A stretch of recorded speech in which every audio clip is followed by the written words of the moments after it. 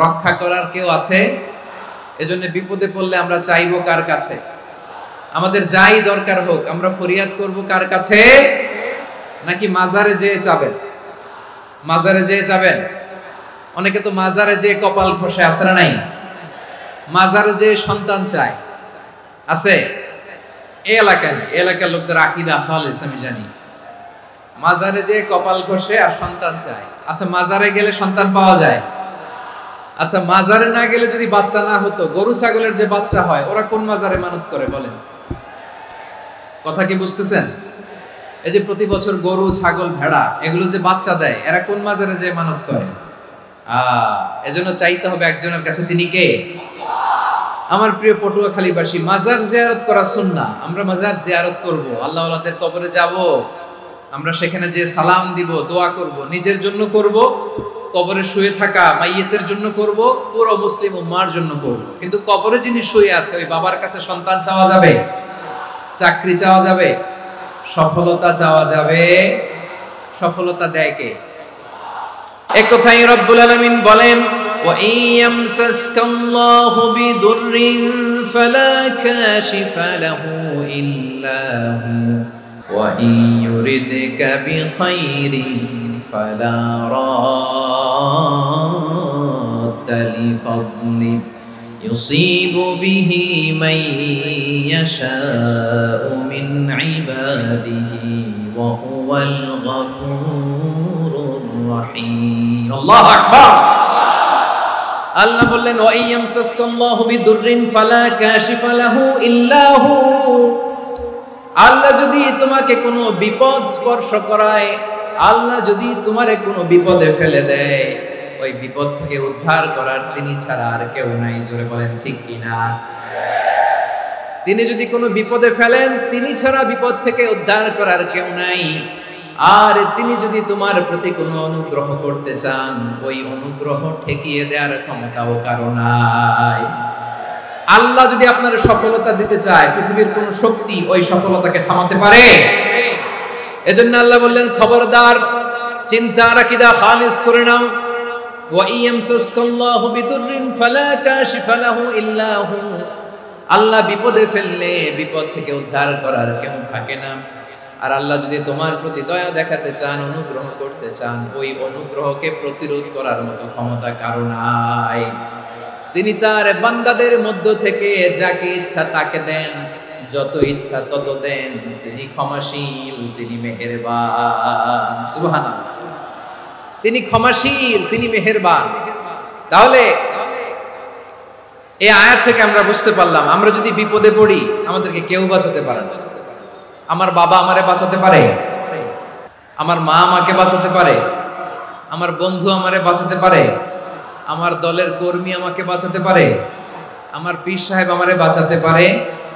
আমার পটুয়াখালীর ভাইয়েরা খেয়াল রাখবেন, বাঁচাতে পারে এক মহান সত্তা, উদ্ধার করতে পারে এক মহান সত্তা। চিৎকার করে বলুন, তিনি কে? আবার আল্লাহ বললেন, আম্মান ইউজিবুল মুত্তাররা ইযা দাআহু ওয়া ইয়াকশিফুস সুআ ওয়া ইয়াজআলুকুম খুলাফাআল আরদ আইলাহুম মা'আল্লাহ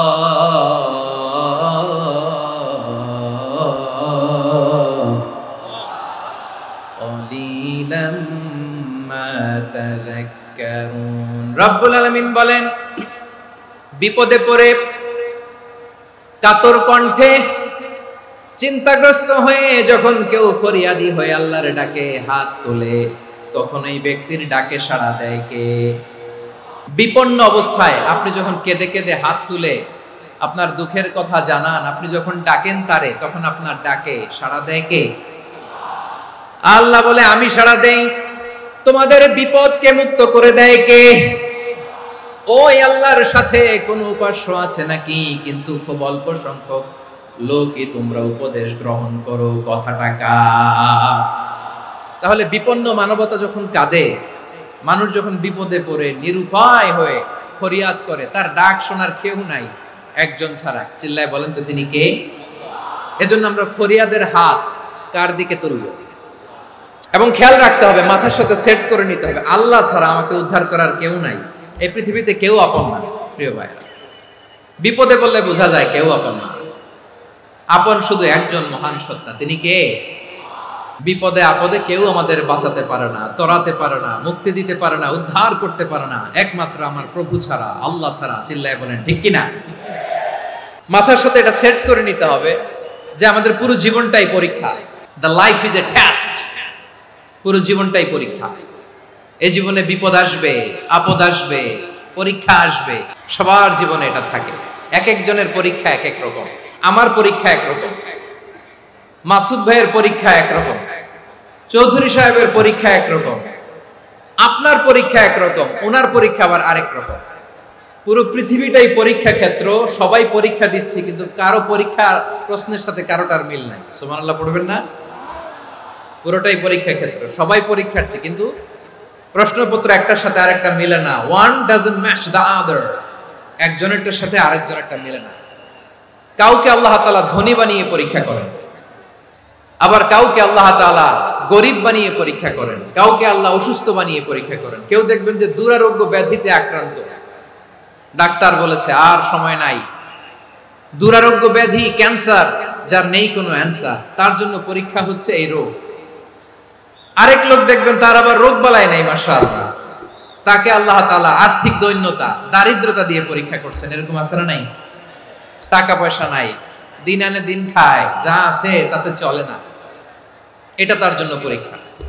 আবার আরেক শ্রেণীর লোক দেখবেন তাকে আল্লাহ অসুস্থতাও দেয় নাই, দারিদ্রতাও দেয় নাই, তার দাম্পত্য জীবনের সমস্যা, স্ত্রী কথা শোনে না অথবা ছেলে মেয়ে কথা শোনে না। তাহলে পরীক্ষা সবার জীবনে আছে, এক একজনের পরীক্ষাটা এক এক রকম। আল্লাহ তাআলা দেখতে চায় যে এই পরীক্ষার সময় আমরা কিরকম রেসপন্স করি, how to deal with the test, কিভাবে এই বিপদ আপদ পরীক্ষাগুলোকে আমরা হ্যান্ডেল করব, ডিল করব, এটা হচ্ছে আজকের আলোচনার বিষয়।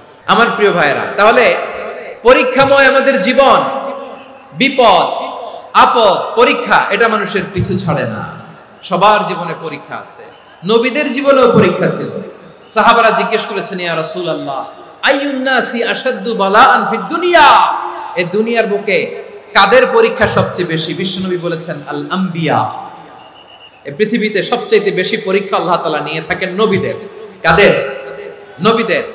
সুম্মাল আমসাল ফাল আমসাল, এরপরে নবীদের পরের স্তরে যারা, তাদের পরীক্ষা। এরপরে তাদের পরের স্তরে যারা, তাদের পরীক্ষা। সিদ্দিকীনদের, শুহাদাদের, সালিহিনদের, আল্লাহওয়ালাদের, যার ঈমান যত মজবুত তার জীবনে পরীক্ষাও তত বেশি। চিল্লায় বলেন ঠিক কিনা? তাহলে মুমিনরা, বিশ্বাসীরা, আমরা কি পরীক্ষা বিপদ আপদে ভয় পাই? না, মুমিনরা বিপদে ভয় পায় না, তারা হতাশ হয় না, সুবহানাল্লাহ, তারা নিরাশ হয় না। বিশ্বাসীরা হাল ছেড়ে দেয় না, তারা ভরসা রাখে একজনের উপর। চিল্লায় বলতে হবে তিনি কে? কারণ মুমিন জানে the grief isn't permanent, the test isn't permanent, the struggle in our life isn't permanent. আমাদের জীবনের দুঃখ, কষ্ট, স্ট্রাগল, এগুলো পার্মানেন্ট নয়। After every difficulties there is an ease. সব কষ্টের পরেই একটা সুখ আছে না নাই? রব্বুল আলামিন বলেন, ফা ইন্না মাআল উসরি ইউসরা, ইন্না মাআল উসরি ইউসরা, ভয় পেও না, চিন্তা করো না, কষ্টের সাথেই আমি রেখে দিয়েছি স্বস্তি। সুবহানাল্লাহ বলেন। মুমিন জীবনে বিপদ যত বেশি, কষ্ট যত বেশি, তার সামনে সফলতা তার চেয়েও বেশি। কারণ বিশ্বাসীরা জানে রাত্রি যত গভীর হয়, সুবহে সাদিকের সময় তত আগাতে থাকে।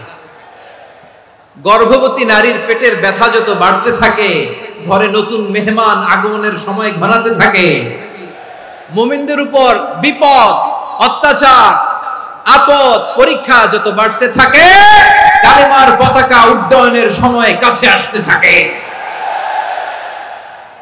বিশ্বাসীদের এগুলো হিসাব মিলানো অনেক আগে, এগুলো অনেক আগে হিসাব মিলানো। দুঃখের আধার শেষে সুখের আলো মিটি মিটি হাসে। চিল্লায় বলেন ঠিক কিনা?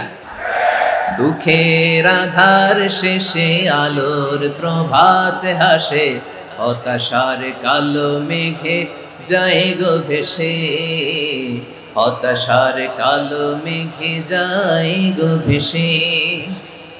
দুঃখের আধার শেষে আলোর প্রভাত হাসে, হতাশার কালো মেঘে যাই গো ভেসে, হতাশার কালো মেঘে যাই গো ভেসে।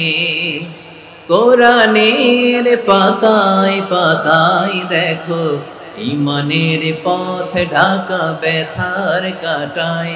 কোরআনের পাতায় পাতায় দেখো ঈমানের পথ ঢাকা ব্যথার কাটায়। ভেঙে পড়ো না কভু হতাশ হয়ে, ভেঙে পড়ো না কভু হতাশ হয়ে। জ্বলে পুড়ে খাঁটি সোনা হগ শেষে, জ্বলে পুড়ে খাঁটি সোনা হগ শেষে।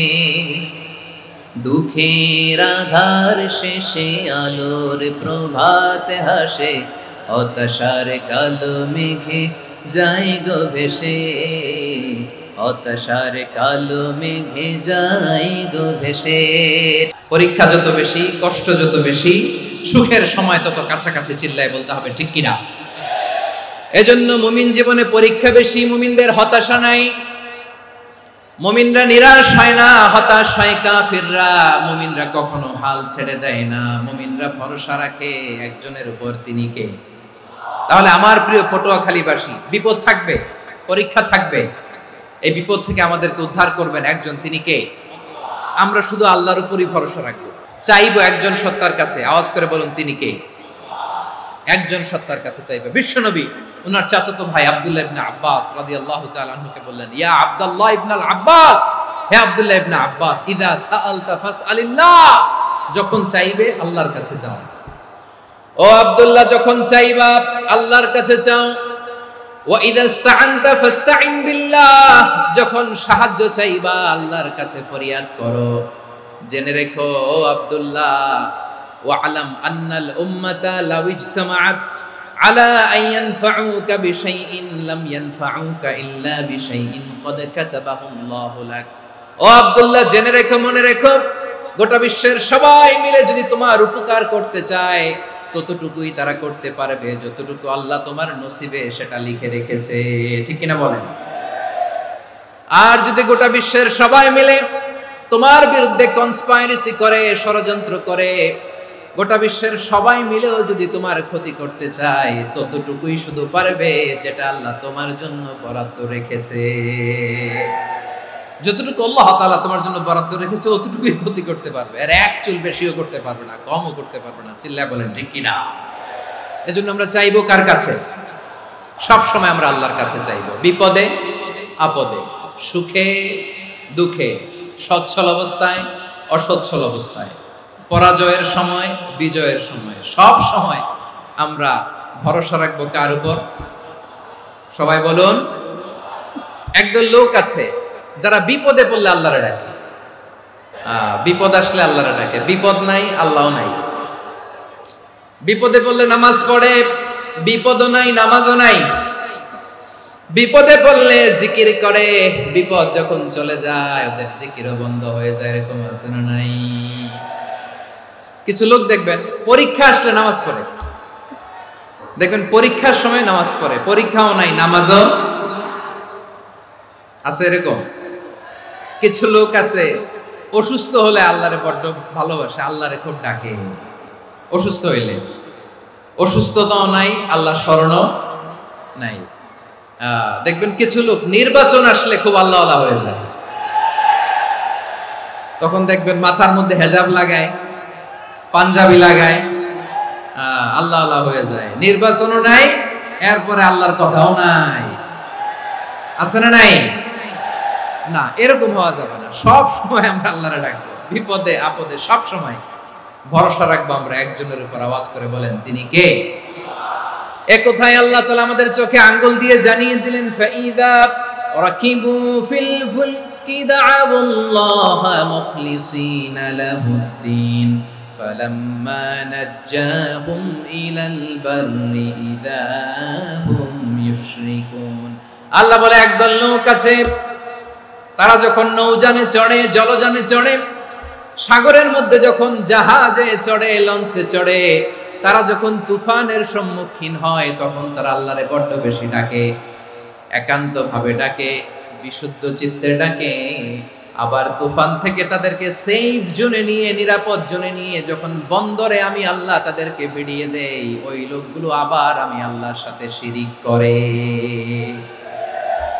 এরকম আছে না নাই? জাহাজে উঠছে, সাগরের মাঝখানে তুফান, ওই সময় দেখবেন আল্লাহ কারে কয়। এই কথা তো আপনাদেরকে বোঝানো সহজ, আপনারা তো নদীর দেশের মানুষ। আচ্ছা, লঞ্চে উঠে তুফানের সম্মুখীন হয়েছেন, জলোচ্ছ্বাস। সবাই, আমার বলার দরকার নাই, বলেন। মাঝ নদী, তুফান, জলোচ্ছ্বাস, জলের মধ্যে উচ্ছ্বাস, ঢেউ, টর্নেডো, সাইক্লোন, মেঘের ঘনঘটা, পরিবেশ ঘুটঘুটে অন্ধকার, লঞ্চ একবার এদিকে আরেকবার ওইদিকে, ভিতরে কি অবস্থা হয় বলেন তো? তখন মুসলিম আল্লাহর ডাকে, হিন্দু আল্লাহর ডাকে, ঠিক কিনা বলেন? আস্তিক আল্লাহর ডাকে, নাস্তিক আল্লাহর ডাকে, ঠিক কিনা? লঞ্চের ভেতর, স্টিমারের ভেতর কান্নারে রোল পড়ে যায়, চিৎকারের রোল পড়ে যায়, সবার মুখ দিয়ে শুধু একটা আওয়াজ, লা ইলাহা লা ইলাহা লা ইলাহা সুবহানাল্লাহ আলহামদুলিল্লাহ লা ইলাহা। আল্লাহ নামের জিকির করবে যারা, আল্লাহর কাছে প্রিয় তারা, আল্লাহর কাছে প্রিয় যারা, জান্নাতে প্রবেশ করবে তারা, জোরে লা ইলাহা লা ইলাহা ইল্লাল্লাহ লা ইলাহা ইল্লাল্লাহ মুহাম্মাদুর রাসূলুল্লাহ সাল্লাল্লাহু আলাইহি ওয়াসাল্লাম। আমার প্রিয় পটুয়াখালীবাসী, তাহলে লঞ্চের ভেতরে যখন আমরা তুফানের মধ্যে পড়ি, তখন সবাই মিলে আমরা একটা নামের জিকির করি। নামটা কার? মুসলমানেরাও ডাকে, হিন্দুরাও ডাকে, আস্তিকও ডাকে, নাস্তিকও ডাকে, সবাই ডাকে একজনকে। তিনি কে? আবার দেখবেন ওই আল্লাহ তুফানের পরে, ঝড়ের পরে ওই লঞ্চটাকে যখন সদর ঘাটে ফিরিয়ে দেয়, আবার আমরা নাফরমানি শুরু করে দেই। সে কোথায় আল্লাহ বললেন, ফাইদা রাকিবু ফিল ফুলকি দা'আল্লাহ মুখলিসিনা লাহুদ্দিন ফালাম্মা নাজ্জাহুম ইলাল বাররি ইযা হুম ইউশরিকুন। সাগরে যখন তুফানে পড়ে আমি আল্লাহর ডাকে, আবার আমি আল্লাহ যখন বাঁচিয়ে দেই, আবার আমি আল্লাহর সাথে শিরিক শুরু করে। আমরা কি এরকম হতে চাই নাকি? বিমানের মধ্যে মাঝে মাঝে দেখবেন যে এয়ার টার্বুলেন্স হয়, জানেন? এয়ার টার্বুলেন্স জানেন তো? মাঝে মাঝে বিমানটা বাউন্সিং করে, বাম্পি, ভেরি বাম্পি ওয়েদার। শুনেন নাই? 40,000 ফিট উপরে যখন থাকে, তখন পাইলট মাঝে মাঝে বলে, dear passengers, ladies and gentleman, right now we are flying 40,000 feet above the ground and we are passing very air turbulence, very heavy air turbulence right now. Please fasten your seat belts. দেখবেন মাঝে মাঝে বলে যে, ভদ্র মহিলা, ভদ্র মহোদয়গণ, আমরা 40,000 ফিট উপর দিয়ে যাচ্ছি আর এয়ার টার্বুলেন্স ফেস করছি, মেহেরবানি করে আল্লাহর রাস্তে সিট বেল্ট বাঁধুন। তখন বিমানটা এরকম বাউন্সিং করে, শেকিং করে। আপনারা মুখোমুখি হয়েছেন? ইদানিং এই এয়ার টার্বুলেন্স বেড়ে গিয়েছে। গত বছর আমার ইন্টারন্যাশনাল অনেকগুলো ফ্লাইট ছিল, তো আমি দেখলাম যে আগের ফ্লাইটগুলোর তুলনায় এখন এয়ার টার্বুলেন্স খুব বেশি। আমি একটু রিসার্চ করে দেখলাম, ক্লাইমেট চেঞ্জের কারণে, জলবায়ু পরিবর্তনের কারণে আকাশের বাতাসের মুভমেন্টে পরিবর্তন হয়েছে, ফলে এখন বিমান শেকিং করে বেশি, বাউন্সি, বাম্পি ওয়েদার। তো বলেন তো, 40,000 ফিট উপরে যখন আপনি, কয় হাজার ফিট? 40,000 ফিট উপরে যখন আপনি, তখন যখন বিমানটা এরকম বাউন্সিং করে, সবাই যখন ভমিটিং করে বিমান নষ্ট করে দেয়, বমি করে, তখন বাঁচানোর কে আছে আল্লাহ ছাড়া? কেউ আছে? ওই মুহূর্তেও সবাই মিলে একজনের ডাকে আওয়াজ করে বলেন, তিনি কে? মাঝে মাঝে কিছু সোশ্যাল মিডিয়ায় কিছু ভিডিও পাওয়া যায় যে হেভি যখন এয়ার টার্বুলেন্স হয়, 10 সেকেন্ড 15 সেকেন্ডের কিছু ভিডিও পাওয়া যায়, বিমানটা এরকম বাউন্সিং করছে, বাম্পি ওয়েদার, কাঁপছে, মানুষগুলো বমি করছে, অক্সিজেন মাস্কগুলো সব ঝুলে পড়েছে, বিমানটা শুধু কাঁপছে, তখন দেখবেন বিমানের ভেতরেও এরকম লঞ্চের মতো চিৎকার আছে না নাই? বিমানের ভেতরেও তখন চিৎকার। গত বছর হিথ্রো এয়ারপোর্ট থেকে সিঙ্গাপুর এয়ারলাইন্সের একটা ফ্লাইট, হিথ্রো টু চাঙ্গি, একটা ফ্লাইটে এমন বেশি এয়ার টার্বুলেন্সের শিকার হয়েছিল এই এয়ারক্রাফটটা, 33 জন যাত্রী সেখানে আহত হয়েছে, একজন যাত্রী নিহত হয়েছে। কেবিন ক্রুজ, এয়ার হোস্টেস যারা আছে, একজনের নাক ফেটে, চোখ ফেটে, কপাল ফেটে, ব্লিডিং হয়ে শয়লা। প্রিয় ভাইয়েরা, 40,000 ফিট উপরে বিমানটা যখন কাঁপবে, তখন আমাদেরকে আল্লাহ ছাড়া আর কেউ বাঁচানোর আছে? এত আস্তে বললে হবে? ওই কঠিন মুহূর্তে আমার বাবা আমারে বাঁচাতে পারে, আমার বন্ধু আমারে বাঁচাতে পারে। এই গ্রাউন্ডে, জমিনের বুকে আমার প্রোটোকল, আমার ক্ষমতা, আমার দাম্ভিকতা কোনো কিছু আমারে বাঁচাতে পারে? একজন ছাড়া। চিল্লায় বলতে হবে, তিনি কে? সে আল্লাহ বললেন, গোলাম আমি বিপদের সময় ঠিকই তোমাদের বাঁচিয়ে দেই। ওই বিমানের ভেতরে 40,000 ফিট উপরে যখন তোমরা এয়ার টার্বুলেন্সের শিকার হও, তখন নাস্তিকও আল্লাহরে ডাকে, হিন্দু আল্লাহরে ডাকে। জোরে বলেন ঠিক কিনা? আবার বিমানটা যখন শান্ত হয়ে যায়, একটু পরেই বিমানের স্ক্রিনের মধ্যে হিন্দি সিনেমা খোঁজে।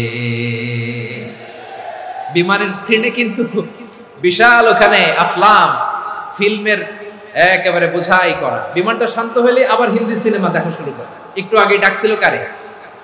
দেখবেন বাংলাদেশে আমাদের ক্রিকেটাররা যখন অন্য কোনো দেশের সাথে খেলে, অনেক সময় এমন হয় বল বাকি একটা, রান দরকার 6টা। বল বাকি কয়টা? রান দরকার। আপনি দেখবেন ক্যামেরাম্যান তখন গ্যালারিতে খালি দেখায় দর্শকদের যে কি অস্থিরতা। হিপ হপ স্টাইলের মেয়েটা, যে মেয়েটার ওড়না এতক্ষণ ছিল গলায়, এতক্ষণ কই ছিল, ওই মেয়েটা দেখবেন ওড়নাটা টেনে মাথায় দিয়ে এরকম মুনাজাত ধরতেছে, আল্লাহ আল্লাহ, একটা ছক্কা, আল্লাহ আল্লাহ, আমার লাল সবুজের পতাকারে তুমি অপমানিত কইরো না আল্লাহ, ইন্ডিয়ার সাথে আমাদের খেলা, আল্লাহ আল্লাহ, একটা ছক্কা, একটা একটা। পুরো খেলা জুড়ে এই মেয়ের ওড়না ছিল গলায়, কিন্তু যখন 1 বলে 6 রান দরকার, ওড়না চলে আসছে কোথায়? মাথায়। আবার মুনাজাত আছে না নাই? ঠিকই বাংলাদেশের দামাল ছেলে এমন এক শট মারলো, বল চলে গেল স্টেডিয়ামের বাইরে, ছক্কা, জিতে গেলাম আমরা। পুরো স্টেডিয়াম জুড়ে চিৎকার, হই হুল্লোড়, মौज মাস্তি। যেই মেয়েটা মাথার মধ্যে ওড়না দিয়ে এতক্ষণ সুবহানাল্লাহ সুবহানাল্লাহ বলে আল্লাহর কাছে দোয়া করেছে, ওই মেয়ে এখন আবার ওড়না ফেলে দিয়ে নাচা শুরু করে দিয়েছে। তাহলে আল্লাহর ভয়, আল্লাহর প্রতি আস্থা, বিশ্বাস, ভালোবাসা, এটা কি ক্ষণিকের জন্য? মানে আমার যখন লাগবে তখন আল্লাহর ইউজ করবো নাকি?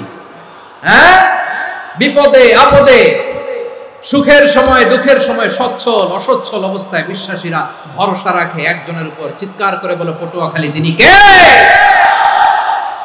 সে আল্লাহ বললেন, গোলাম মনে করো না জাহাজ থেকে সদরঘাটে ভিড়িয়ে দিলাম, তুমি নিরাপদ হয়ে গেছো। মনে করো না 40,000 ফিট থেকে সেফ ল্যান্ডিং এর পরে এয়ারপোর্টে নেমে গেলেই তুমি নিরাপদ হয়ে গেছো। ও মিয়া, বিপদ কি শুধু সাগরে আর আকাশে? ঘরের ভেতরও বিপদ আসতে পারে কি পারে না?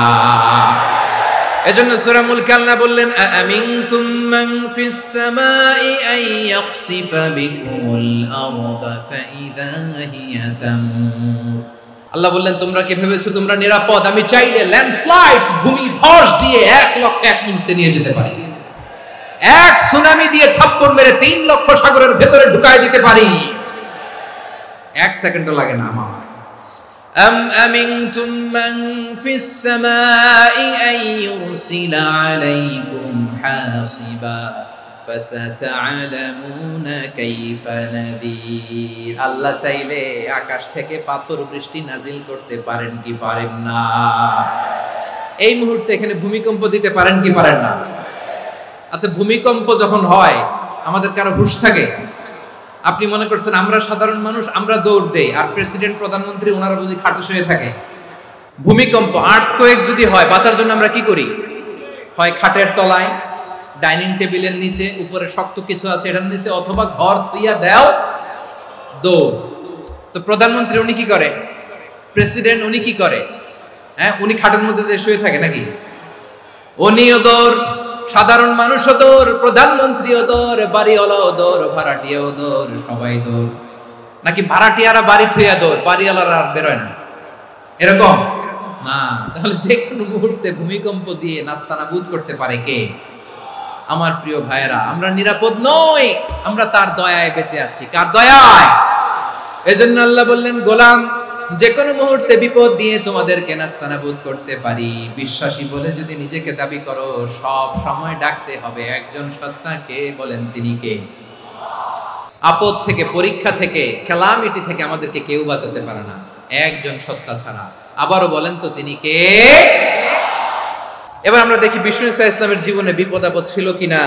উনি বিপদ আসলে কিভাবে ডিল করতেন, বিপদ আসলে কোন দোয়া পড়তে হয়, কিভাবে ফরিয়াদের হাত উত্তোলন করতে হয়, কিভাবে রবের দরবারে নতজানু হয়ে ফরিয়াদ করতে হয়, এটা জানার দরকার আছে না নাই? আসুন আমরা বিষ্ণুনবীর জীবনী থেকে দেখি বিপদ আসলে উনি কি করতেন। বিপদ আসলেই প্রথমে বিষ্ণুনবী সাল্লাল্লাহু আলাইহি ওয়াসাল্লাম একটা দোয়া পড়তেন। তিনি পড়তেন, ইন্না লিল্লাহি ওয়া ইন্না ইলাইহি রাজিউন। নিশ্চয় আমরা আল্লাহর জন্য, নিশ্চয় আমরা কার দিকে ফিরবো ভাই? আবার কার দিকে ফিরবো? আওয়াজ করে বলুন তো, আমরা এসেছি কার কাছ থেকে, আবারও ফিরে যাব কার কাছে? এজন্য বিষ্ণুই পড়ছেন, ইন্না লিল্লাহি ওয়া ইন্না ইলাইহি রাজিউন। নিশ্চয় আল্লাহর জন্য, ওই আল্লাহর দিকেই আমরা ফিরে যাব। তারপরে বিষ্ণুই পড়তেন, আল্লাহুম্মা আজুরনি ফি মুসিবাতি ওয়াখলুফ লি খায়রাম মিনহা। একসাথে প্রথমে পড়তেন ইন্না লিল্লাহি ওয়া ইন্না ইলাইহি রাজিউন, তারপর পড়তেন আল্লাহুম্মা আজুরনি ফি মুসিবাতি ওয়াখলুফ লি খায়রাম মিনহা। মানে আল্লাহ, এই যে আমি বিপদে ধৈর্য ধারণ করলাম, এটার সব তুমি আমারে দাও, আর যেটা হারালাম এর চেয়ে ভালো কিছু দিয়ে মেকআপ করে দিও, ভালো কিছু দিয়ে বদল করে দিও। সুবহানাল্লাহ পড়েন। তাহলে বিপদ আসলে আমরা কি পড়ব? এদেশে পরস্পরে দেখা হলে দেয় সালাম, এদেশে আমজনতার হৃদয় জুড়ে পাক কালাম, এদেশে বিপদ এলে সর্বজনে সর্বক্ষণে দোয়া পড়ে ইন্না লিল্লাহ। কি পড়ে? সুবহানাল্লাহ সুবহানাল্লাহ সুবহানাল্লাহ সুবহানাল্লাহ। এদেশে আজান শুনে সূর্য ওঠে শহর গ্রামে, এদেশে আজান শুনে সূর্য ডুবে সন্ধ্যা নামে, এদেশে সকল কাজে সবাই বলে বিসমিল্লাহ, এদেশে ভালো কিছু দেখে শুনে হাসি মুখে সবাই বলে মাশাআল্লাহ। তাহলে বিপদ এলে আমরা কি পড়ি? তাহলে বিপদ এলেই আমরা এখন থেকে ইন্না লিল্লাহ পড়বো, নাকি হাই হুতাশ করবেন? একদল আছে হাই হুতাশ করে, হায় আল্লাহ রে, মোর কি হইল রে, মই কি হরমু রে, মই কমবে জামু রে, এরকম বিলাপ করতে নিষেধ করেছেন বিশ্বনবী। কি করব, কই যাব, কি হবে, হায় হায়, এরকম হাহুতাশ আছে না নাই? বিশ্বাসীরা হাহুতাশ করে না, তারা ইন্না লিল্লাহ পড়ে। কি পড়ে মনে থাকবে? আমরা পড়বো ইন্না লিল্লাহি ওয়া ইন্না ইলাইহি রাজিউন। নিশ্চয় আমরা আল্লাহর জন্য, আমরা আল্লাহর দিকেই ফিরে যাব। এরপর পড়বো আল্লাহুম্মা আজুরনি ফি মুসিবাতি ওয়াখলুফ লি খায়রাম মিনহা। আল্লাহ, আমি যে বিপদে ধৈর্য ধারণ করলাম এটার সওয়াব দিও, আর যা হারালাম তার চেয়ে ভালো কিছু দিয়ে বদল করে দিও। সুবহানাল্লাহ পড়েন। বিশ্ব নবীর হাদিস শুনলেন উম্মে সালামা রাদিয়াল্লাহু তাআলা আনহা। ওনার স্বামী হলো আবু সালামা। মজার ঘটনা খেয়াল করে শুনেন। সাইয়্যিদাতুনা উম্মে সালামা রাদিয়াল্লাহু তাআলা আনহা, ওনার স্বামীর নাম আবু সালামা। শ্রেষ্ঠ দম্পতি, শ্রেষ্ঠ ফ্যামিলি। প্রথমে হিজরত করেছিলেন হাবাসায়, পরে হিজরত করেছেন মদিনায়। উহুদ যুদ্ধের পরে ওনার স্বামী আবু সালামা ইন্তেকাল করলো, শহীদ হলো। সুবহানাল্লাহ পড়েন। যখন আবু সালামা ইন্তেকাল করলো, উম্মে সালামা রাদিয়াল্লাহু তাআলা আনহা কেঁদে কেঁদে হয়রান। আর নবীর শিখানো বাণী অনুযায়ী তিনি বারবার পড়ছিলেন ইন্না লিল্লাহ। কি পড়ছিলেন? ইন্না লিল্লাহ। যেহেতু বিশ্বনবী বলেছেন কেউ যদি বিপদের প্রথম ধাক্কায় পড়ে ইন্না লিল্লাহি ওয়া ইন্না ইলাইহি রাজিউন, আল্লাহুম্মা আজুরনি ফি মুসিবাতি ওয়াখলুফ লি খায়রাম মিনহা, তাহলে এই বিপদে যে সে যা হারালো তার চেয়ে শ্রেষ্ঠ কিছু দিয়ে আল্লাহ তার বদল দিয়ে দিবে। এই হাদিস শুনে উম্মে সালামা রাদিয়াল্লাহু তাআলা আনহা ওনার প্রাণ প্রিয় স্বামী আবু সালামার ইন্তেকালের পরে চোখের পানি ছাড়ে আর পড়ে ইন্না লিল্লাহি ওয়া ইন্না ইলাইহি রাজিউন আল্লাহুম্মা আজুরনি ফি মুসিবাতি ওয়াখলুফনি খায়রাম মিনহা। বারবার এই দোয়া পড়ে চোখের পানি ছাড়ে, এই দোয়া পড়ে চোখের পানি ছাড়ে, আর মনে মনে বলে আবু সালামার মতো ভালো মানুষ মদিনাতে নাই, আবু সালামার চেয়েও ভালো মানুষ মদিনাতে নাই, তার চেয়ে ভালো মানুষ কি করে আল্লাহ তাআলা আমারে দিবে, তার চেয়ে ভালো মানুষ তো আমি মদিনাতে দেখি না। চোখের পানি দিয়ে বুক ভাসায় আর নবীর হাদিসের উপর আমল করে পড়ে ইন্না লিল্লাহি ওয়া ইন্না ইলাইহি রাজিউন, ইন্না লিল্লাহি ওয়া ইন্না ইলাইহি রাজিউন। পড়তে পড়তে চোখের পানি ছাড়ে আর চিন্তা করে বিশ্বনবী বললেন, এই দোয়া পড়লে যেটা হারালাম তার চেয়ে ভালো কিছু দিয়ে আল্লাহ পুরস্কার দেয়। আবু সালামের চেয়ে ভালো মানুষ মদিনার মধ্যে আর কে হতে পারে? কি আজীব তামাশা, কি অবাক করা ঘটনা।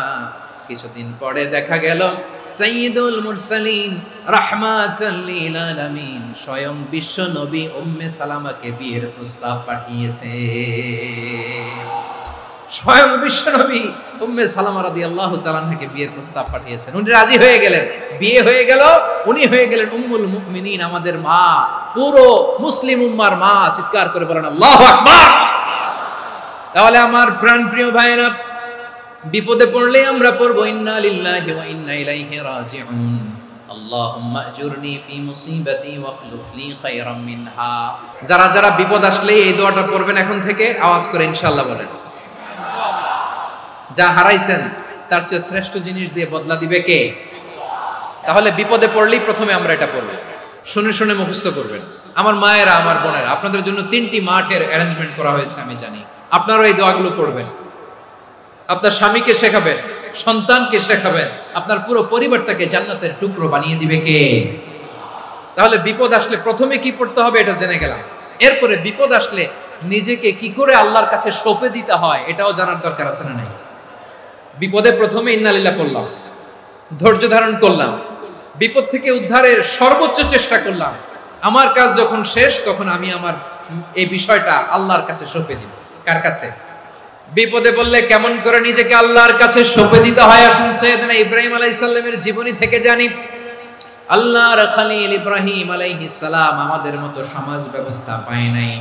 আমরা জন্মের পরে আমাদের কানের ভেতরে আজান দিয়েছে কে?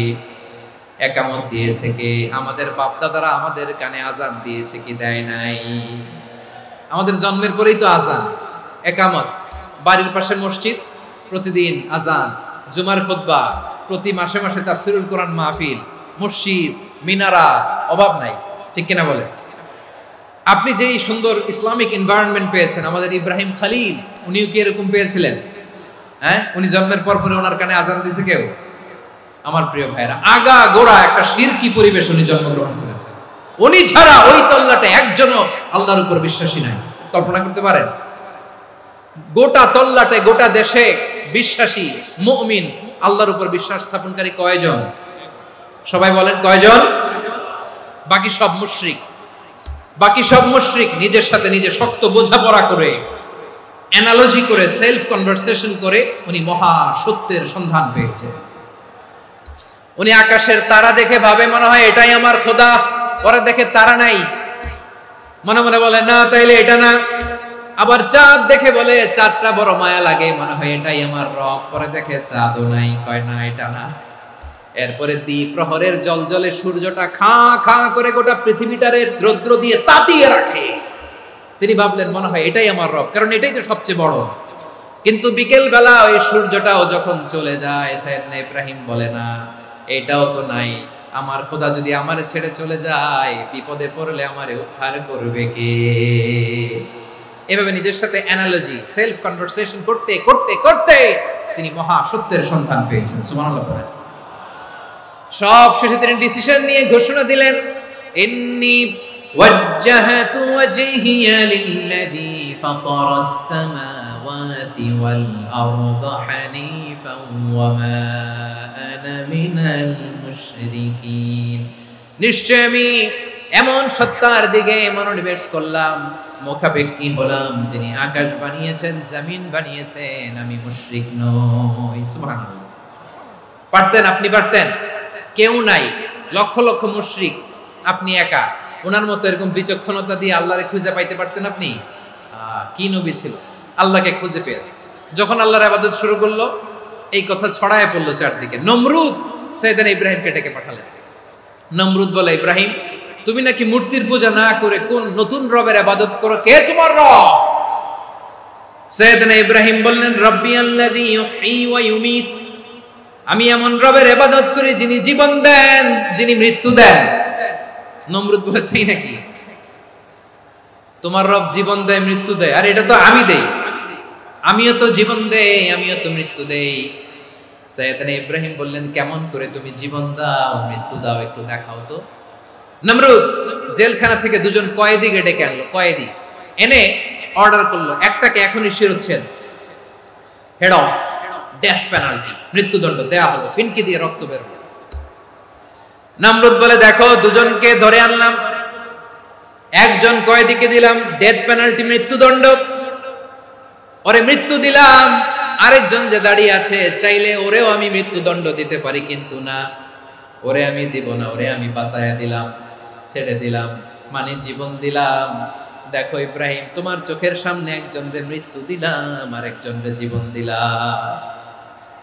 আপাত দৃষ্টিতে তাই তো, একজনরে তো জীবন দিল, আরেকজনরে মৃত্যু দিল। সাইয়েদনা ইব্রাহিম এবার বিপাকে পড়ে গেলেন।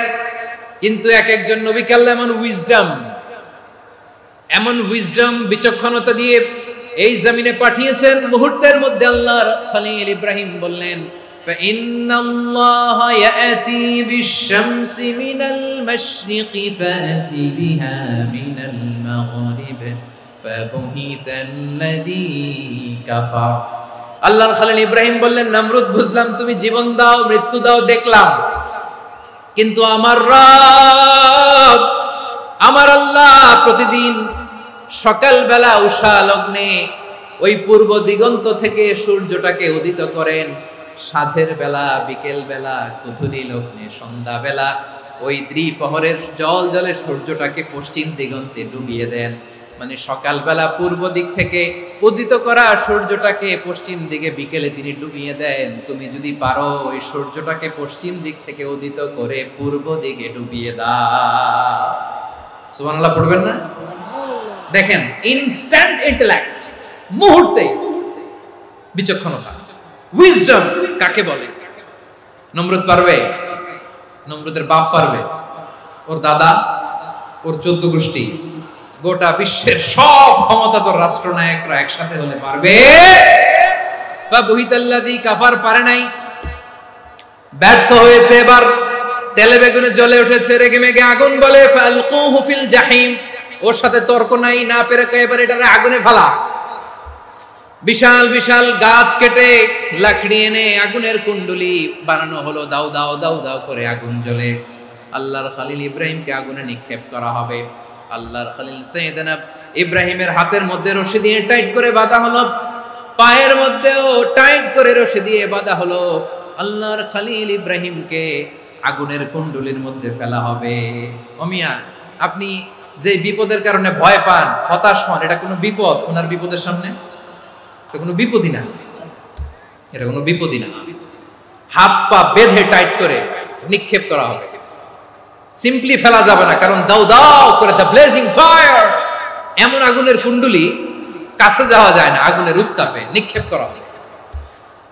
হাতে রশি বেঁধে, পায়ে রশি বেঁধে আল্লাহর খলিল ইব্রাহিম আলাইহিস সালামকে আগুনের মধ্যে নিক্ষেপ করা হবে। আহা, এটার বলে অগ্নি পরীক্ষা।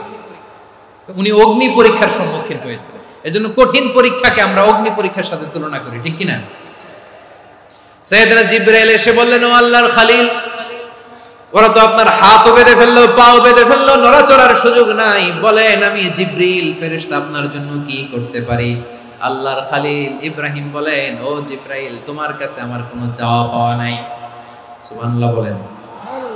তোমার কাছে বলার কিছু নাই, তোমার সাহায্যের আমার দরকার নাই। সাইয়েদনা ইব্রাহিম আলাইহিস সালামকে হাতে পায়ে রশি বেঁধে, হাত পা বাঁধা অবস্থায় জ্বলন্ত অগ্নিকুণ্ডে যখন নমরুদের দলবল নিক্ষেপ করবে, আল্লাহর খলিল কিভাবে নিজেকে আল্লাহর কাছে সঁপে দিয়েছেন, পটুয়াখালীর ভাইরা খেয়াল করে শুনুন। হাত পা বেঁধে আল্লাহর খলিলকে যখন নিক্ষেপ করা হবে, তিনি মুখ ফুটে বলে ফেললেন, হাসবুনাল্লাহু ওয়া নি'মাল ওয়াকিল। হাসবুনাল্লাহু ওয়া নি'মাল ওয়াকিল, আমার জন্য আল্লাহই যথেষ্ট, আমার জন্য আল্লাহই যথেষ্ট, তিনি আমার সবচেয়ে বড় গার্ডিয়ান, তিনি আমার সবচেয়ে বড় অভিভাবক। জিব্রাইলের সাহায্যে অফারকে ফিরিয়ে দিলেন, দুনিয়ার বুকে কারো কাছে কিছু বলেন নাই, মুখ ফুটে বলেছেন হাসবুনাল্লাহ। ও আমার পটুয়াখালীর প্রাণের ভাইয়েরা, খেয়াল রাখবেন, কোন বান্দা তার হাতে থাকা সব চেষ্টাটুকুন করার পরে মুখ ফসকে মুখ দিয়ে যখন বলে ফেলে হাসবুনাল্লাহ, বান্দা যখন হাসবুনাল্লাহ বলে ফেলে, ওই ব্যাপারটা ডিল করার দায়িত্ব স্বয়ং আল্লাহ আরশের উপর থেকে নিয়ে নেয়। আপনি যখন বলে ফেলবেন হাসবুনাল্লাহ, এটা ডিলিং করবে কে তখন? বান্দা তার সাধ্যের সবটুকু চেষ্টার পরে নতজানু হয়ে যখন বলবে হাসবুনাল্লাহ, আল্লাহ তুমি আমার জন্য যথেষ্ট, নি'মাল ওয়াকিল, তুমি আমার শ্রেষ্ঠ অভিভাবক, তখন তার কি দরকার না দরকার এটা ডিল করে স্বয়ং আল্লাহ। নিক্ষেপ করা হলো সাইয়েদনা ইব্রাহিমকে অগ্নিকুণ্ডলিতে। হাজার হাজার মানুষের দৃশ্য দেখার জন্য জড়ো হয়েছে এরকম বিশাল ময়দানে। কিন্তু কি অবাক করার ঘটনা, সবাই ভয় পাচ্ছিল, না জানে কি হয়ে যায়। আল্লাহর খলিলকে যখন আগুনের কুণ্ডলিতে নিক্ষেপ করা হয়, আল্লাহর খলিল ইব্রাহিম আগুনের কুণ্ডলীর মধ্যে বসে বসে মানুষগুলোর দিকে তাকিয়ে হাসতে শুরু করে দেয়। কারণ আকাশ থেকে রব্বুল আলামিন স্পেশাল ভার্ডিক্ট নাজিল করেছেন, স্পেশাল হুকুম জারি করেছেন, কুলনা ইয়া নারু কুনি বারদান ওয়া সালামান আলা ইব্রাহিম। ও আগুন খবরদার, সৃষ্টির শুরু থেকে তোকে একটা ধর্ম আমি বাতলে দিয়েছিলাম, তোর ধর্ম, আগুনের ধর্ম হলো যা পাবে জ্বালিয়ে সারখার করবে। আল্লাহ বলল, আগুন তোর ধর্ম দিয়েছিলাম, তুই সব জ্বালিয়ে পুড়িয়ে সারখার করে দিবি, কিন্তু ক্ষণিকের জন্য আমি তোর জ্বালিয়ে দেওয়ার ক্ষমতাটাকে কেড়ে নিলাম, জ্বালিয়ে ভস্ম করে দেওয়ার ক্ষমতা আমি কেড়ে নিলাম। কুনি বারদান, ঠান্ডা হয়ে যা, কিন্তু এত বেশি ঠান্ডা হবি না আবার আমার ইব্রাহিমের জন্য সর্দি লেগে না যায়। সুবহানাল্লাহ, এত আস্তে বললে হবে?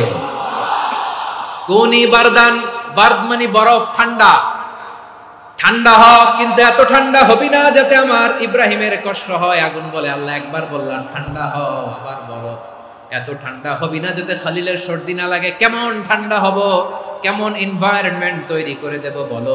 আল্লাহ বললেন, সালামান আলা ইব্রাহিম, আমার খলিল আমার ইব্রাহিমের জন্য তুই জান্নাতের গুল বাগিচা হয়ে যা। ও ভাই, নবী মুসার মতো ঈমান হলে রাস্তা হবে সাগর জলে, নবী ইউসুফের মতো ঈমান হলে একে একে দরজা খোলে। নবী ইব্রাহিমের মতো ঈমান যদি আজও থাকে বিদ্যমান, অগ্নিকুণ্ডে দেখতে পাবে খুবসুরত এক ফুল বাগান। কুলনা ইয়া নারু কুনি বারদান ওয়া সালামান আলা ইব্রাহিম। বান্দা যখন মুখ দিয়ে বলে হাসবুনাল্লাহ, আমার আল্লাহ আমার জন্য যথেষ্ট, এই বলে যখন নিজেকে সঁপে দেয়, তার কি লাগবে ওই দায়িত্ব স্বয়ং নিয়ে নেয় কে? তাহলে আমার প্রিয় ভাইরা, বিপদের শুরুতেই আমরা বলবো ইন্না লিল্লাহ। শুরুতে কি বলবো? এরপরে যেই বাক্যটা পড়ে নিজের পরিস্থিতিকে আল্লাহর দরবারে সঁপে দিব, সেটা হচ্ছে হাসবুনাল্লাহ। সেটা কি? বিষ্ণু বলেন, লা ইয়াজালু লিসানুকা রাতাবান মিন যিকরিল্লাহ, সব সময় আল্লাহর স্মরণ দিয়ে, জিকির দিয়ে জিহ্বাটারে সিক্ত রাখো। আর শয়তানু জাসিমুন আলা কলবি ইবনে আদম, শয়তান বনি আদমের কলবে খামচি মেরে বসে থাকে। ফাইদা যাকারাল্লাহ খালাসা, মানুষ যখন আল্লাহর স্মরণ করে জিকির করে, শয়তান দৌড়ে পালায়। ওয়া ইদা গাফালা ওয়াসওয়াসা, যখনই বনি আদম গাফেল হয় তখনই শয়তান তার হৃদয়ে ওয়াসওয়াসা দেয়। এজন্য বিপদে পড়লে ইন্না লিল্লাহ, নিজের সবটুকুন করার পরে, নিজের রোল প্লে করার পরে নিজেকে আমরা কি বলে সঁপে দিব? সবাই বলেন, মনে থাকবে? বিপদে পড়লে প্রথমে ইন্না লিল্লাহ, এরপরে নিজেকে যখন সঁপে দিব তখন হাসবুনাল্লাহ। এরপরে কঠিন বিপদে যখন বিশ্বনবী পড়তেন তখন কি করতেন? এমন বিপদ মাঝে মাঝে হয় না, দেয়ালে পিঠ থেকে যায়, চোখে মুখে অন্ধকার, কি করব দিশা খুঁজে পাই না, এরকম হয় কখনো? বিশ্বনবী এরকম কঠিন বিপদে পড়েছেন জীবনের কিছু কিছু মুহূর্তে। ওই মুহূর্তে বিশ্বনবী স্পেশাল দুইটা দোয়া পড়তেন। এই দোয়াগুলো আপনাদেরকে জানিয়ে দেয়। বিশ্বনবী বলেন, কঠিনতম বিপদে যখন পড়বা, দেয়ালে পিঠ থেকে যায়, চোখে মুখে অন্ধকার, বাঁচার কোনো উপায় নাই, তখন পড়বা লা ইলাহা ইল্লা আনতা সুবহানাকা ইন্নী কুনতু মিনাজ জালিমিন। আল্লাহ, তুমি ছাড়া কোনো ইলাহ নাই, তুমি পবিত্র, নিশ্চয় আমি জালিমদের অন্তর্ভুক্ত। সুবহানাল্লাহ বলেন। এই দোয়া সাইয়েদনা ইউনূস আলাইহিস সালাম পড়েছিলেন যখন মাছের পেটে ছিলেন। এবং অনেক মুফাসসিরিন একরাম বলেছেন, অনেক আহলুল ইলমরা বলেছেন, এটা হচ্ছে ইসমে আজম। ইসমে আজম এমন দোয়া যেটা দিয়ে দোয়া করলে আল্লাহ দোয়া কবুল করে। কিন্তু এটা কোনটা, এটা নিয়ে ইখতিলাফ আছে। কোন আহলুল ইলম বলেন এই লা ইলাহা ইল্লা আনতা সুবহানাকা ইন্নী কুনতু মিনাজ জালিমিন, এটা হচ্ছে ইসমে আজম। সাইয়েদনা ইউনূস আলাইহিস সালাম পড়েছেন, আপনারা পড়েননি? এটা পড়বেন আপনারা। এই দোয়া পড়ে সাইয়েদনা ইউনূস আলাইহিস সালাম মাছের পেট থেকে রক্ষা পেয়েছিলেন। রক্ষা করেছিল কে? তুমি ইউনূস নবীরে যখন খাইলো মাছেতে গিলিয়া, ফেরেশতা পাঠাইয়া দিলে ইসমে আজম দিয়া। প্রাণে ছিল যাহার ভয়, সেথা পাইল আশ্রয়। প্রাণে ছিল যাহার ভয়, সেথা পাইল আশ্রয়। মাছের পেট হতে সে যে পেল পরিত্রাণ। আল্লাহু আল্লাহু তুমি জাল্লে জালালুহু, শেষ করা তো যায় না গে তোমার গুণগান।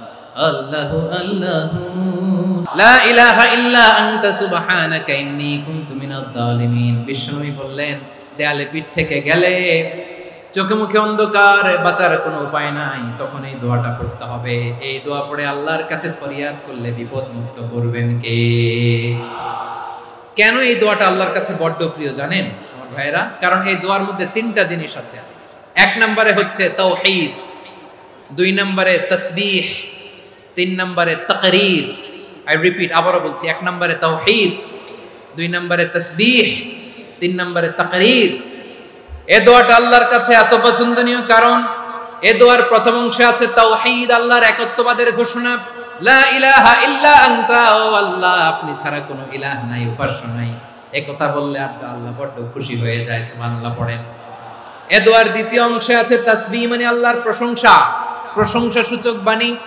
সুবহানাক সুবহানাক সুবহানাক, ও আল্লাহ আমি আপনার পবিত্রতা ঘোষণা করছি। সুবহানাক, এই কথা শুনলেও আল্লাহ খুশি হয়ে যায়। সুবহানাল্লাহ পড়েন।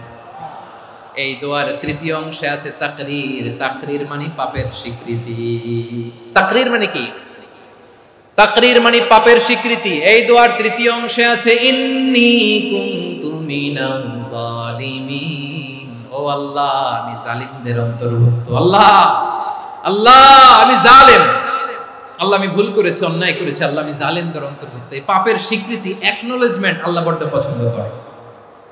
যখন আল্লাহর কাছে আপনি ছোট হবেন, ছোট হতে হতে যত ছোট হবে, ওই দৃশ্যটা দেখতে আল্লাহ বড্ড পছন্দ করে। সুবহানাল্লাহ বলেন। তিন নম্বর অংশ ইন্নী কুনতু মিনাজ জালিমিন, আল্লাহ আমি জালেমদের অন্তর্ভুক্ত। সাইয়েদনা আদম আলাইহিস সালাম ভুল করে যখন নিষিদ্ধ গাছের ফুল খেয়ে ফেললেন, ফল খেয়ে ফেললেন, আল্লাহ বললেন আদম ক্ষমা পেতে চাইলে তুমি আর হাওয়া মিলে স্বীকৃতি দাও, পাপের স্বীকৃতি। আর পড়ো রব্বানা যালামনা আনফুসানা ওয়া ইল্লাম তাগফির লানা ওয়া তারহামনা লানাকুনান্না মিনাল খাসিরিন। ও আল্লাহ আমি আদম আর হাওয়া যালামনা আনফুসানা, আমরা আমাদের নফসের উপর বড্ড জুলুম করেছি। আল্লাহ ওয়া ইল্লাম তাগফির লানা ওয়া তারহামনা, আপনি যদি ক্ষমা না করেন, আপনি যদি দয়া পরবশ না হন, আপনি যদি রহম না করেন, আমরা তো ক্ষতিগ্রস্তদের মধ্যে শামিল হয়ে যাব। এই দোয়া করার সাথে সাথে সাইয়েদনা আদম আর হাওয়া আলাইহিস সালামকে ক্ষমা করে দিলেন কে?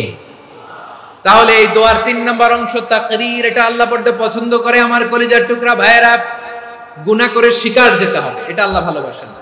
সাইয়েদনা আবু বকর রাদিয়াল্লাহু তাআলা আনহু বিষ্ণু ইসা ইসলামকে বললেন, ইয়া রাসূলুল্লাহ আল্লিমনি দুআআন আদউ বিহি ফি সালাতি, নবী হে আপনি আমার এমন একটা স্পেশাল দোয়া শিখায়া দেন যে দোয়াটা আমি নামাজে পড়ব। নবী বললেন, তাহলে তুমি পড়ো আল্লাহুম্মা ইন্নী যালামতু নাফসি যুলমান কাসীরান ওয়া লা ইয়াগফিরুয যুনুবা ইল্লা আনতা ফাগফিরলি মাগফিরাতাম মিন ইনদিকা ওয়ারহামনি ইন্নাকা আনতাল গফুরুর রহিম। সুবহানাল্লাহ। সালাম ফিরানোর আগে পড়েন। ও আবু বকর, নামাজে যদি দোয়া করতে মনে চায় এই দোয়াটা পড়বা, আল্লাহুম্মা ইন্নী যালামতু নাফসি, আল্লাহ জুলুম করেছি আমার নফসের উপর, যুলমান কাসীরা, অনেক জুলুম, ওয়ালা ইয়াগফিরুয যুনুবা ইল্লা আনতা, আপনি ছাড়াই যুনুব এই পাপ ক্ষমা করার দ্বিতীয় কোনো রব নাই। আছে? এজন্য আল্লাহরে বলবেন, আল্লাহ আমি ছাড়া তোমার গোলামের অভাব নাই, ও আমার রব আমি ছাড়া এই জমিনের বুকে তোমার গোলামের অভাব নাই, কিন্তু তুমি ছাড়া তো আমার দ্বিতীয় কোনো রব নাই। পারবেন বলতে? পারবেন? চোখের পানি ছেড়ে আল্লাহরে বলবেন, আল্লাহ তুমি আমার রব, তুমি আমার সব। কি বলবেন? আল্লাহরে বলেন, আল্লাহ তুমি আমার রব, তুমি আমার সব। আল্লাহ আমি ছাড়া এই জমিনে তোমার গোলামের অভাব নাই, তুমি ছাড়া আমার দ্বিতীয় কোনো রব নাই। এ কথা বলে চোখের পানি ছেড়ে আল্লাহরে স্বীকৃতি দেন, আল্লাহ আমি পাপী, আল্লাহ এই জমিনে আমার চেয়ে বড় পাপী আর কেউ নাই। ওযু করে সিজদায় লুটিয়ে পড়ে চোখের পানি ছেড়ে আল্লাহরে পাপের স্বীকৃতি দেন, আল্লাহ এমন কোন জুলুম নাই, গুনাহ নাই আমি করি নাই, সগীরা কবিরা, জেনে না জেনে, ইচ্ছায় অনিচ্ছায়, শিরক বিদআতি সব গুনাহ করেছি। আল্লাহ আকাশের নিচে জমিনের উপরে আমার চেয়ে বড় গুনাহগার আর কেউ নাই। চোখের পানি ছেড়ে আল্লাহরে বলেন, আল্লাহ আমি ছাড়া তোমার গোলামের অভাব নাই, তুমি ছাড়া আমার দ্বিতীয় কোনো রব নাই, তুমি ছাড়া তো কেউ আমার গুনাহ ক্ষমা করার নাই, তুমি আমার রব, তুমি আমার সব। বলতে পারবেন? এই তাকরীর আমার পটুয়াখালীর ভাইয়া, এই স্বীকৃতিটা দেখতে আল্লাহ বড় ভালোবাসেন, কারণ আমরা সবাই গুনাহগার। আমরা সবাই কি? বিশ্বনবী বলেন, কুল্লুকুম খাত্তাউন, আ বনি আদম তোমরা সবাই পাপী। সবাই কি? সবাই পাপী। আমরা সবাই পাপী, আপন পাপের বাটখারা দিয়ে অন্যের পাপ মাপি। আমরা যে পাপী এটা ভাবতে মনে চায় না কারো, খালি অন্যের পাপ দেখি আমরা, এটা ভুল। ওর এই পাপ, ও পাপী, ও জালেম, ও জাহান্নামী, এরকম একটা টেন্ডেন্সি। আমার যে কি হালাত এটার খেয়াল নাই। খেয়াল করতে হবে যে আমি সবচেয়ে বড় পাপী, ঠিক কিনা বলেন? পাপ করি নাই এমন কেউ আছি? হ্যাঁ আছি, আছি। কেউ না জানলেও জানে কে আমার পাপের ঘটনা? পৃথিবী না জানুক আমি তো জানি, আমি কি পাপ করেছি হায়। ও আমার কলিজার টুকরা ভাইয়েরা, মাথাটাকে নিচু করে জীবনের সব গুনার ফিরিস্তিগুলো একটা একটা করে স্বীকার করে আল্লাহরে বলেন, আল্লাহ আমি পাপী, আল্লাহ আমার চেয়ে বড় পাপী এই দুনিয়াতে কেউ নাই, আকাশের নিচে জমিনের উপরে আমার চেয়ে বড় পাপী কেউ নাই।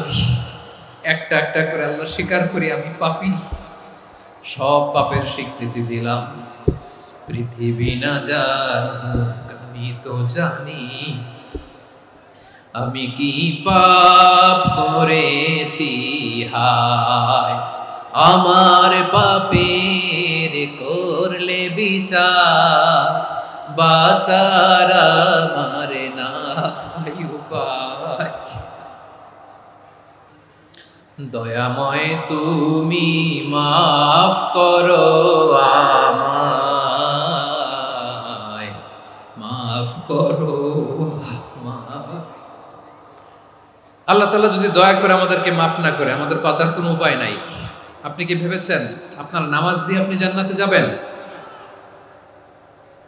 আপনি তাহাজ্জুদ গুজার, সেজদা দিতে দিতে কপালে দাগ ফেলেছেন, এটা আপনারা জান্নাতে নেবে না। আপনি এলাকার সবচেয়ে বড় হাতেম তাই দানশীল, এই দানের ভরসায় বসে আছেন, কশিন কালো না। আমাদের নামাজ, আমাদের রোজা, আমাদের ইবাদত, এগুলোকে মিজানের পাল্লায় উঠালে কোনো ওজনই হবে না। তবে আমাদের একটা কৌশল জানা আছে, আমরা আল্লাহর রহমতের ভিখারি। আমরা সেদিন আগেই গুনার স্বীকৃতি দিয়ে দেব। আমরা বলবো, আল্লাহ তুমি প্রশ্ন করার আগে তোমার একটা কথা বলি, আমারে কিছু জিজ্ঞেস করো না, আমি সব করেছি। এমন কোন পাপ নাই যে পাপ আমারে দিয়ে হয় নাই। তোমার রহমত দিয়ে তুমি জান্নাতে পাঠাবা, তোমার দয়ায় জান্নাতে যেতে চাই, আমল দিয়ে না। পারবেন বলতে? কিয়ামতের দিন আমরা বলবো, আল্লাহ আমার আমল দিয়ে জান্নাত চাই না, আমি তোমার দয়া দিয়ে জান্নাত চাই। তোমার দয়া ছাড়া আমার কোনো উপায় নাই। কারণ আল্লাহ যদি বিচার করে বাঁচার কারো উপায় নাই। আল্লাহ যদি বলে ফেলেন তুই এটা করলি কেন, ওখানে গেলি কেন, কোরআনে 1000 বার নিষেধ করলাম তারপরেও এই পাপে জড়ালি কেন, এরকম প্রশ্ন ছুড়ে দিলে আমার উত্তর আছে? বাঁচার কোনো উপায় আছে? রোজ হাসরে হে আল্লাহ আমার করোনা বিচার, আল্লাহ করোনা বিচার, বিচার চাহি না তব দয়া চাই এ গুনাহগার, করোনা বিচার। আপনার আমল দিয়ে জান্নাতে যাবেন? কি দিয়ে যাবেন? আল্লাহর দয়া দিয়ে। আল্লাহর রহম আর দয়া ছাড়া কেউ জান্নাতের চেহারাও দেখতে পাবে না। আমার প্রিয় ভাইরা, এই দোয়া আল্লাহর কাছে পছন্দনীয় হওয়ার কারণ তিনটা। দোয়ার প্রথম অংশে আছে তাওহীদ, আল্লাহর একত্ববাদের ঘোষণা। এই দোয়ার দ্বিতীয় অংশ আছে তাসবিহ, আল্লাহর প্রশংসা সূচক বাণী। এই দোয়ার 3 নাম্বার অংশ পাপের স্বীকৃতি। তাহলে আমরা সবাই গুনাহগার, আমরা আল্লাহর কাছে পাপের স্বীকৃতি দিয়ে বলবো, ও আল্লাহ ইন্নী কুনতু মিনাজ জালিমিন, আমরা জুলুম করেছি, পাপ করেছি, অন্যায় করেছি, আল্লাহ বুঝতে পারি নাই, শয়তানের ওয়াসওয়াসায় পড়ে, বন্ধুর পাল্লায় পড়ে, নফসের খায়েশ মেটাতে যে আল্লাহ করে ফেলেছি। তুমি গুনাহ না মাফ না করলে আমাদের গুনাহ মাফ করার দ্বিতীয় কেউ নাই, ঠিক কিনা বলেন? এভাবে অনুতপ্ত হয়ে যদি আল্লাহর কাছে দোয়া করেন, দেয়ালে পিঠ থেকে গেছে, কোন রাস্তা নাই বের হওয়া, ওই মুহূর্তেও আপনাকে বিপদ থেকে উদ্ধার করবে কে?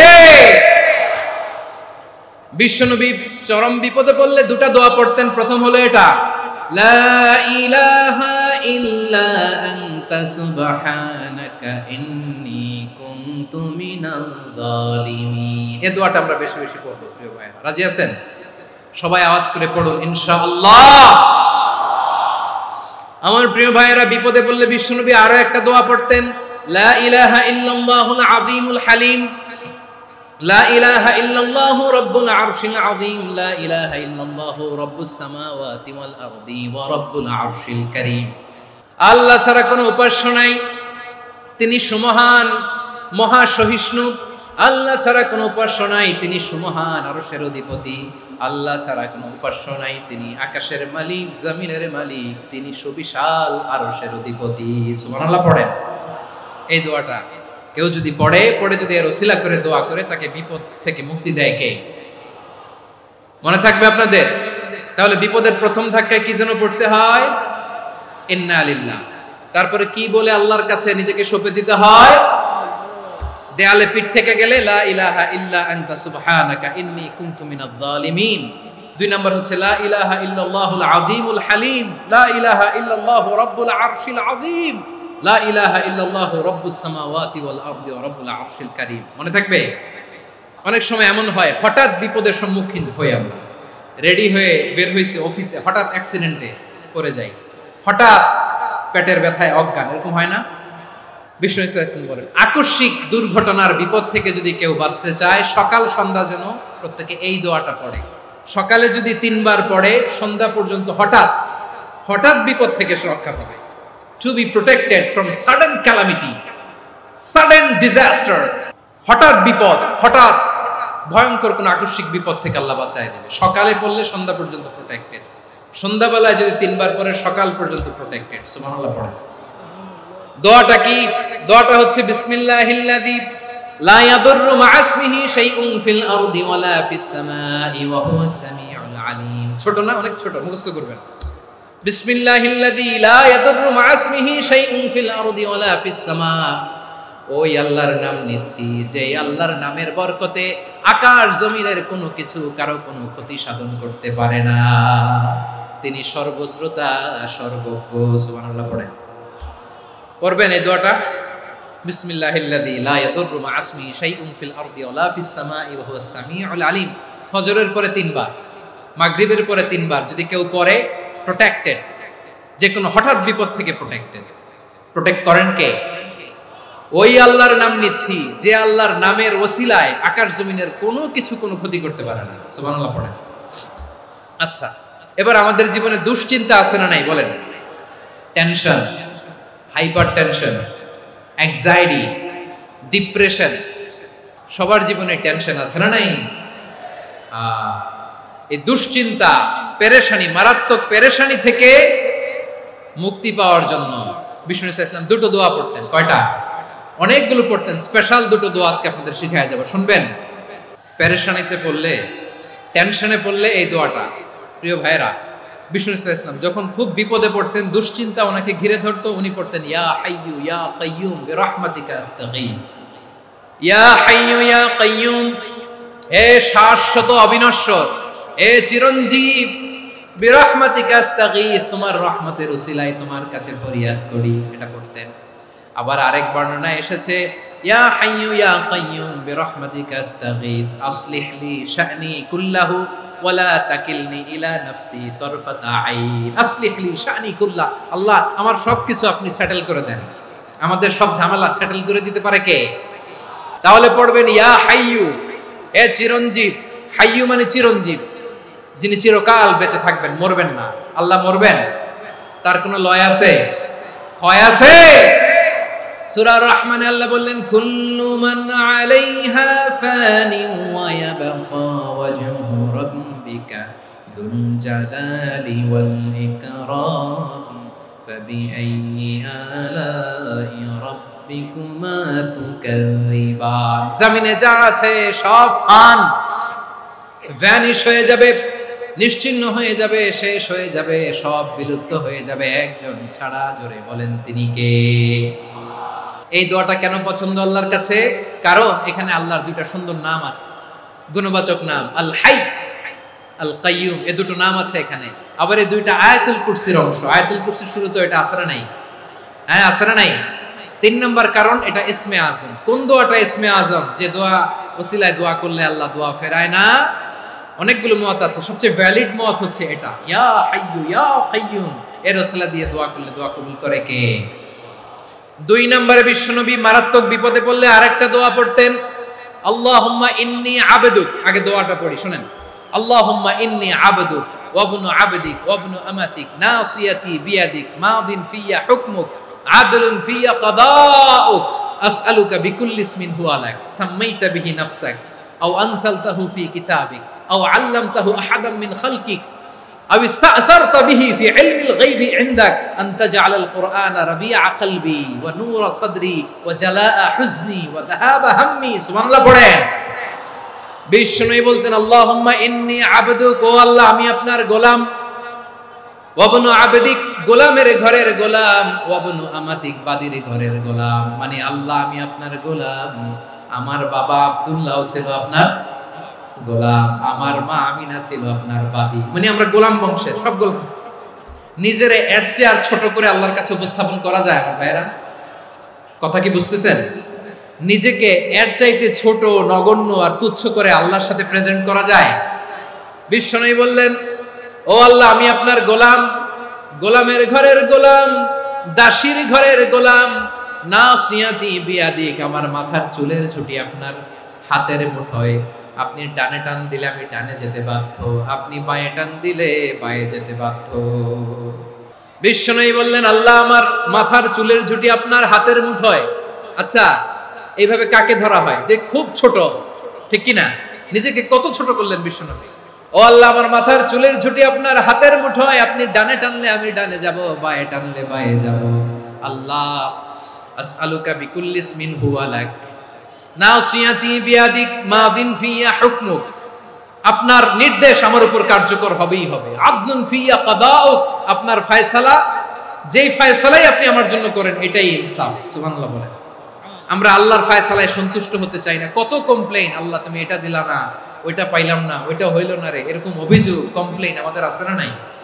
আর বিশ্বনবী বলতেন আদলুন ফিয়া কাদাউক, আল্লাহ আমার জন্য তোমার যেটা ফয়সালা এটাই সবচেয়ে শ্রেষ্ঠ ইনসাফ, এর চেয়ে ইনসাফ আর হতে পারে? এভাবে কায়মান বাক্যে আল্লাহর কাছে বিশ্বনবী দোয়া করতেন। এরপরে বিশ্বনবী বললেন আল্লাহ তোমার যত নাম আছে সব নামের ওসিলায় দোয়া করি, যে নাম তুমি আমাদেরকে জানিয়েছো, যে নাম তুমি আমাদেরকে জানাও নাই, যে নাম তুমি কোরআনে নাজিল করেছো, যে নাম নাজিল করো নাই, যে নাম শুধু নবীদেরকে জানিয়েছো।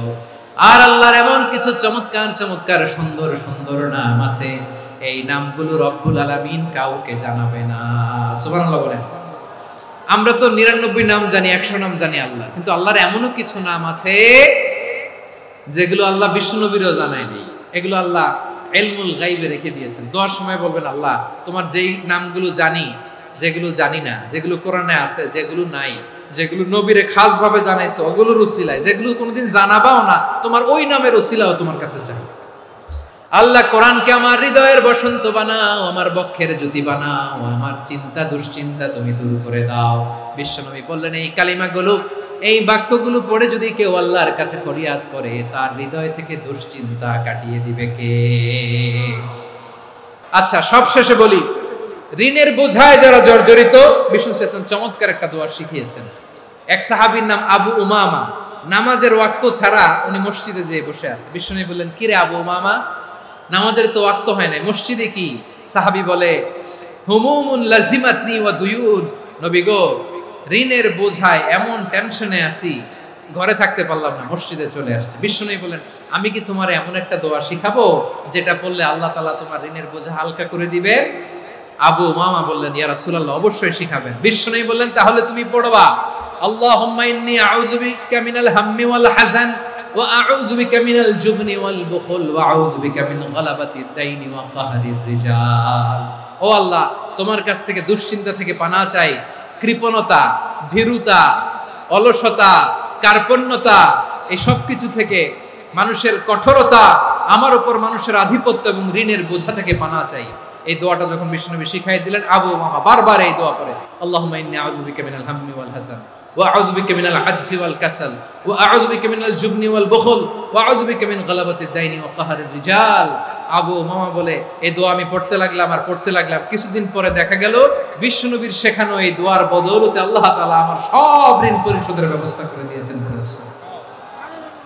আমার প্রিয় পটুয়াখালীর ভাইয়েরা, বিশ্বনবীর জামাতা সাইয়্যিদিনা আলী রাদিয়াল্লাহু তাআলা আনহুর কাছে এক লোক এসে বলে, হে আলী, ঋণের বোঝায় আমি জর্জরিত, আমার কিছু অর্থ দিয়ে সাহায্য করো।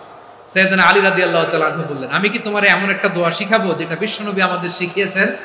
এই দোয়া যদি তুমি পড়ো, লাউ কানা আলাইকা মিসলু জাবালিন কাবীরিন দাইনান আদাল্লাহু আনকা, পাহাড় পরিমাণে যদি ঋণের বোঝা হয়, আল্লাহ এটা পরিশোধের ব্যবস্থা করে দিবেন। ছোট্ট একটা দোয়া বিশ্বনবী শিখালেন, বললেন, তুমি পড়বা, আল্লাহুম্মা কফিনি বিহালালিকা আন হারামিকা ওয়া আগনিনি বিফাদলিকা আম্মান সিওয়াক। আল্লাহুম্মা কফিনি বিহালালিকা আন হারামিক, আল্লাহ তোমার হালাল দিয়ে আমাকে পরিতুষ্ট করো, হারাম থেকে বাঁচিয়ে রাখো, আর তোমার অনুগ্রহে মানুষের মুখাপেক্ষী যেন আমি না হই, আমি যেন সবসময় তোমার মুখাপেক্ষী হই, ওই তৌফিক দিও। সুবহানাল্লাহ পড়েন। এই দোয়া বেশি বেশি পড়লে ঋণের বোঝা হালকা করে দিবে কে? তাহলে প্রিয় ভাইয়েরা, বিপদে পড়লেই প্রথমে কি পড়বেন? ইন্না লিল্লাহ। কি বলে নিজেকে আল্লাহর কাছে সঁপে দিতে হয়? হাসবুনাল্লাহ। চরম বিপদে দেয়ালে পিঠ থেকে গেছে, তখন লা ইলাহা ইল্লা আনতা সুবহানাকা ইন্নী কুনতু মিনাজ জালিমিন। এরপরে লা ইলাহা ইল্লাল্লাহুল আযীমুল হালিম, এই দোয়া। আকস্মিক বিপদ, হঠাৎ যেন কোনো বিপদ আমাকে পেয়ে না বসে, এটার জন্য বিসমিল্লাহিল্লাযী লা ইয়াদুররু মা ইসমিহি শাইউন ফিল আরদি ওয়ালা ফিস সামাই ওয়া হুয়াস সামিউল আলীম। সকালে 3 বার, রাতে 3 বার। আর মারাত্মক tension, hyper tension, anxiety, depression থেকে বাঁচার জন্য 2 দোয়া, ইয়া হাইয়্যু ইয়া কাইয়্যুম, ইয়া হাইয়্যু ইয়া কাইয়্যুম, মনে থাকবে? আর আল্লাহুম্মা ইন্নী আবদুক, এই দোয়া। ঋণ থেকে বাঁচার জন্য 2 দোয়া, আল্লাহুম্মা ইন্নী আউযু বিকা মিনাল হাম্মি ওয়াল হাযান, এটা। আর আল্লাহুম্মা কফিনি বিহালালিকা আন হারামিকা ওয়া আগনিনি বিফাদলিকা আম্মান সিওয়াক। আর সব সময় পড়ার জন্য একটা আমল দিয়ে যাই, উঠতে বসতে, অফিসে যাচ্ছেন, অফিস থেকে ফিরতেছেন, বসে আছেন, শুয়ে আছেন, ছোট্ট এক শব্দে আমরা যেন বেশি বেশি পড়ি, আস্তাগফিরুল্লাহ। আল্লাহ রাসূল সাল্লাল্লাহু আলাইহি ওয়াসাল্লাম বলেন, মান লাজিমাল ইস্তিগফার, যে সব সময় এরকম ইস্তিগফারের সাথে লেগে থাকে, জাআলাল্লাহু লাহু মিন কুল্লি যিকিন মাখরাজা, আল্লাহ তাআলা তাকে কোনো বিপদে আটকান না, সে জীবনে আটকাবে না, যে কোনো বিপদে আল্লাহ তার রাস্তা বের করে দিবেন। Way out, you will get a way out in solution. সুবহানাল্লাহ। ওয়া মিন কুল্লি হাম্মিন ফারাজা, দুশ্চিন্তা মুক্ত হবে। ওয়া ইয়ারযুকহু মিন হাইসু লা ইয়াহতাসিব, এমন জায়গা থেকে আল্লাহ রিজিকের বন্দোবস্ত করবে যেটা সে কল্পনাও করে নাই। আওয়াজ করে পড়েন সুবহানাল্লাহ। আমার প্রিয় ভাইয়েরা, এটা গেল নিজের বিপদ। নিজে যদি বিপদে পড়েন, অন্যের বিপদ যদি দেখেন, এটার জন্য একটা দোয়া আছে। অনেক সময় আমরা দেখি হাসপাতালে ক্যান্সারের 3rd স্টেজে চলে গেছে, লোকটা হ্যাংলা হয়ে চিকন হয়ে হায়রে কি কষ্ট পায়, দেখি না? বিষ্ণু বলে একটা দোয়া যদি কেউ অন্যের কোনো বিপদ দেখে পড়ে, ওই বিপদ তার জীবনে কখনো আসবে না। অনেক সময় হয় যে আমরা মহাসড়ক দিয়ে যখন চড়ি, দুর্ঘটনায়, আইরে আল্লাহ, দুর্ঘটনায় মানুষের মাথা একদিকে, দেহ আরেকদিকে, ব্লিডিং, এরকম হয় না? আল্লাহ তুমি হেফাজত করো। বিশ্বনবী বলেন এই দুর্ঘটনা দেখে কেউ যদি এই দোয়াটা পড়ে, তার জীবনে সে কোনোদিন এরকম অ্যাক্সিডেন্টের সম্মুখীন হবে না। বিশ্বনবী বলেন অন্যের বিপদ দেখে কেউ যদি পড়ে, আলহামদুলিল্লাহিল্লাযী আফানি মিম্মা বাতালাকা বিহি ওয়া ফাদ্দালানি আলা কাসীরিন মিম্মান খালাকা তাফদীলা, মানে প্রশংসা সে আল্লাহর, যে আল্লাহ তাআলা তোমাকে যেই জিনিস দিয়ে পরীক্ষা করেছে, আমাকে ওইটা থেকে বাঁচিয়ে দিয়েছে। তোমাকে আল্লাহ যেই বিপদে ফেলেছে, আমাকে ওই বিপদ থেকে তিনি মুক্ত রেখেছে, আর তার অনেক সৃষ্টির উপর আমাকে তিনি প্রাধান্য দিয়েছে। সুবহানাল্লাহ পড়েন। যে কোনো বিপদ, কারো ক্যান্সার দেখে যদি এই দোয়াটা আপনি বিশ্বাসের সাথে পড়েন, জীবনে কোনোদিন ক্যান্সার রোগে আক্রান্ত হবেন না। দুর্ঘটনা দেখে যদি পড়েন, ওই দুর্ঘটনা আপনাকে স্পর্শ করবে না। যে কোনো কারো বিপদ দেখে যদি কোনো বিশ্বাসী বান্দা এই দোয়া পড়ে, বিশ্বনবী বলেন লাম ইউসিবহু যালিকাল বালা, ওই বিপদ তাকে আর ধরবে না। উফিয়া মিনহু মিন যালিকাল বালা কাইনাম মা কান, সে যতদিন হায়াত পাবে কোনোদিন ওই বিপদ তাকে স্পর্শ করবে না। আমার প্রিয় ভাইরা, তাহলে পুরো আলোচনার সেন্ট্রাল থিম হচ্ছে আমাদের জীবনে বিপদ আসবে, কষ্ট আসবে, দুঃখ আসবে, কিন্তু বিপদে আপদে আমরা হাল ছেড়ে দিব না, হতাশ হব না। মুমিন হতাশ হয় না, নিরাশ হয় না, হাল ছেড়ে দেয় না। মুমিন ভরসা রাখে একজনের উপর। আওয়াজ করে বলুন, যিনি কে? বিপদে পড়লে আমাদেরকে উদ্ধার করে কে? আবার আমাদেরকে যদি কোনো নেয়ামত আল্লাহ দিতে চান, ওইটা কেড়ে নেওয়ার ক্ষমতা কারো আছে? তাহলে আমরা কানেক্টিভিটি বাড়াবো কার সাথে? আমাদের প্রার্থনার ফরিয়াদের হাত তুলবো কার কাছে? রাজি আছেন? পটুয়াখালীর ভাইয়েরা, মনে থাকবে কথাগুলো? আল্লাহ তাআলা আমাদের সবাইকে কথাগুলো বোঝার ও আমল করার তৌফিক দান করুন।